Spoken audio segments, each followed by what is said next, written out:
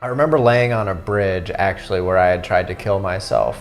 I remember waking up and it was the third attempt at suicide that I talk about in my book.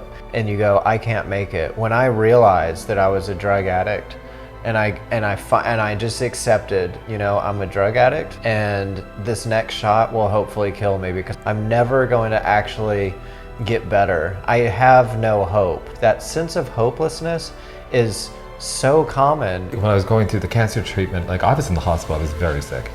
To me, one of the most important things was to keep looking like myself. It's very easy to give in to whatever your issue is. Yeah. It's those things that make you feel like you're still connected to who you are. And this is, you know, a message that I want to ring clearly to people out there experiencing that hopelessness, is that you have to stop listening to those lies. You have to shift your perspective just a little bit, and you have to start listening to some of the truths that are bleeding through your life and just waiting to be heard by you. It's inspiring. And what happens is that people say, oh, you've changed.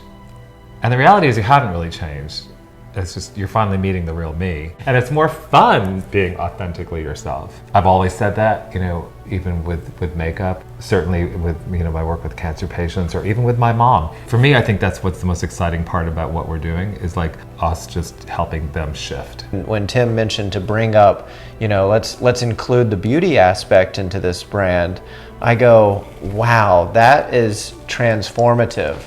Because how many times have I walked into a store that's beauty based and I have felt unaccepted in that store? But that's something that we decided needed to change within the beauty world. And that's one reason why we brought up Halo 42. We're not so different in our looks, in our upbringing, as we are so similar in our struggle, our challenges. And those are the things that actually bring us together. Mark, why did you choose the upside down rainbow? I had absolutely no idea, besides that I woke up from a dream with it in my head. It was like a stamp in my brain. I couldn't get away from the upside down rainbow. So Tim started Googling it on his phone sitting over there. Wow, the upside down rainbow, that's part of the Halo family of rainbows. So I didn't even know that an upside down rainbow existed. And they're actually quite common. Yeah, they're actually more common than regular rainbows. And the thing is that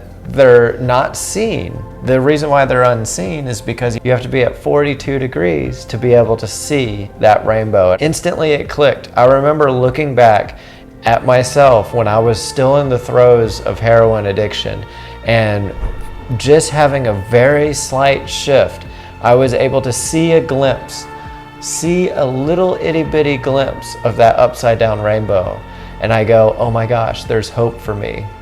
And then I started to run with it. It's okay to look at yourself and see some of the flaws. In doing so, what ends up happening, we also see some of the beautiful parts. And as you begin to experience more and more of that beauty, then you begin to perceive less and less of that stuff that you think is not beautiful. And then sure enough, after months and years of doing it, that's what you begin to walk as. You begin to walk as a radiant glow. You begin to have that glow up, that halo effect. And that is exactly what we need you to do in Halo 42, is just to start believing that you are beautiful.